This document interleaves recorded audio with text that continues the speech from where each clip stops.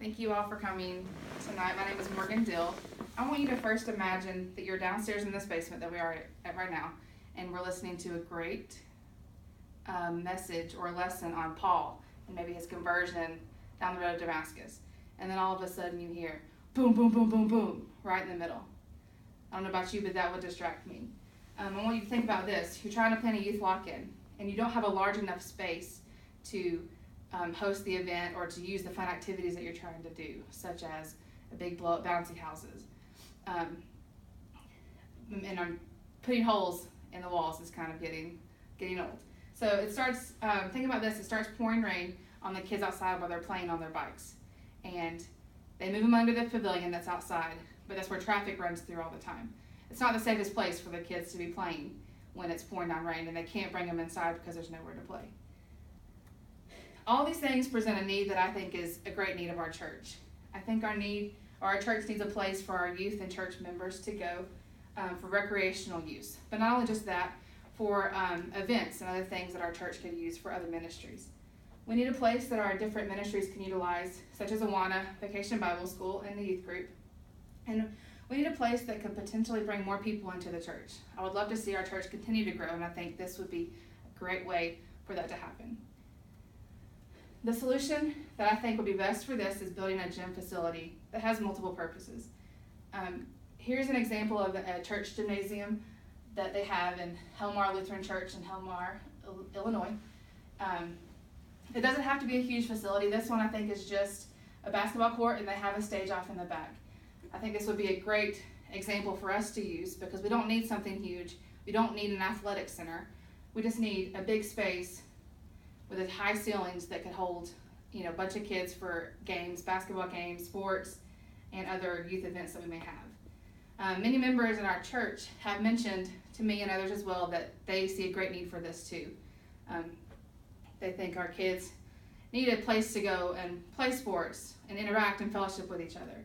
And I think I want you to see how this small addition can have a huge impact on the safety of our church as well as the growth of our church.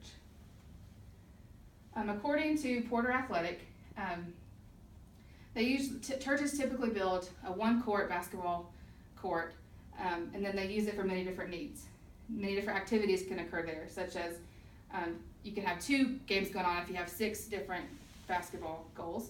You can use it for other sports, like dodgeball and volleyball, and you could use it for small groups games for younger children in the younger ages.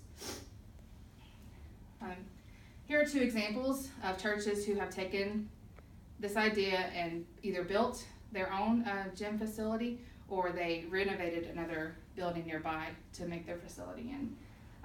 Orchard Hill Church in Pennsylvania created a sports ministry space that hosts a number of student ministry events, including a 6-week vacation Bible school that Pasma calls a front door evangelistic event for the church.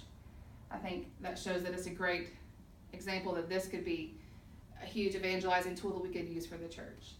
And then another church in Grand Rapids, Michigan, they renovated an old gym, and they had one half of it as a basketball court for activities like that, and then they staged the other side to hold 300 people, and they used screens and audio systems that they could use for performances and services like that.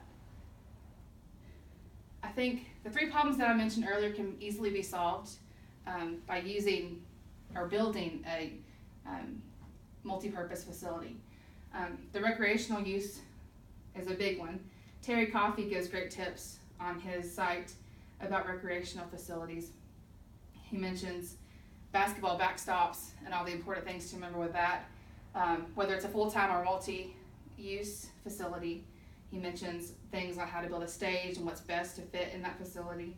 And he mentions that it's important to include other sports besides basketball. Get a volleyball net, get maybe soccer goals for soccer, whatever you could use to fit into the gym.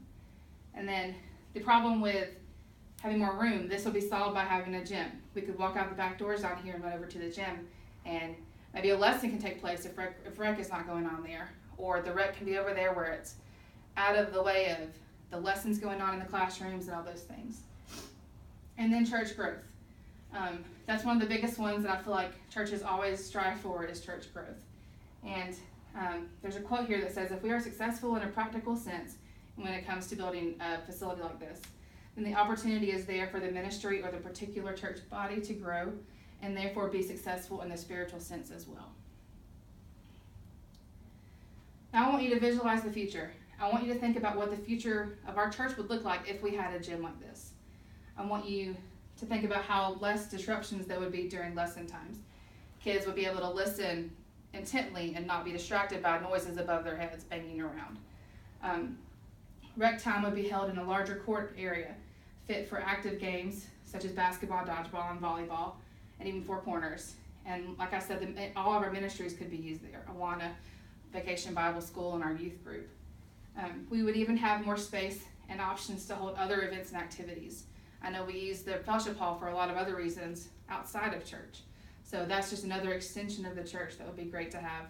Maybe if something's going on here, we could do the other events in the gym. And I feel like the youth would have a safe place to hang out and play games before and after church functions. Instead of just sitting around down here, they could be over playing basketball until it's time for lessons to start. And then of course, just to add a bonus to this, our church members could probably be more actively fit. I know there's always, if you build it the right way, there's a way you can extend the church and even add like a fitness center to it, or just small fitness equipment that the church members could use. And it says down here in a quote, the American Council on Exercise said that the faith-based workout business is one of the top exercise trends of 2016. I know as Christians, one of our goals should be to take care of our bodies and just the bodies that God has given us. So that's just an added bonus to building a gym facility. So let's take action. I want you to just think about the benefits of this, and I want you to jumpstart on things, and we could have someone draw up plans for this and present it at the next conference. That way the rest of the church can see that we're serious about this, that we do believe this is a great thing, and we can present numbers for the cost, we can present drawings and options for things like that. And I think we should start a small committee of volunteers to help plan and bring this to fruition. We've built add-ons to our church before, so we know the seriousness of the business aspect of it. And from the very beginning, the leadership you involve for a project of this magnitude is of the utmost importance. This quote says, a building project will probably be the single largest financial investment the church has ever made, and it can affect the way you do ministry for generations. So I know it's just important to take caution of that, and just we could present that as well, that it's important to look at the numbers. And then of course, most importantly, we should begin praying about this, seeing if this is where God would call us to go next in the buildings of our church. So I just want to thank you so much for listening, and I hope you are persuaded.